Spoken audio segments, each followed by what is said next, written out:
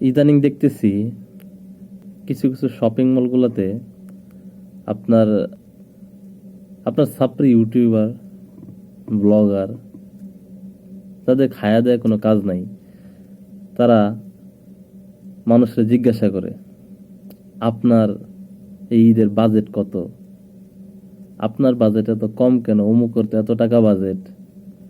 এই সকল ইউটিউবারদের পাইলে আপনারা কি করবেন জানেন? আপনার জুতা আছে না, জুতাটা খুললে এরপর জুতা দিয়ে পিটাইবেন।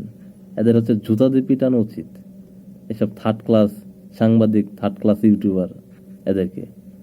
বেটা ওরা যে জিজ্ঞাসা করে, আপনি ওদের জিজ্ঞাসা করেন যে বেটা তোর ঈদের বাজেটটা কত, তোর সন্তানের জন্য, তোর ফ্যামিলির জন্য তোর ঈদের বাজেট কত। এটা তুই আরেকজনের এসে জিজ্ঞাসা করো যে আপনার ঈদের বাজেট কত, আপনার থেকে তো অমুক জনের বেশি। এদেরকে দেখলেই জুতা জুতা খুললে জুতা দিয়ে পিটাইবেন। এদের জুতা দিয়ে পিটাইলে আর মানুষ হবে, এছাড়া আর মানুষ হবে না।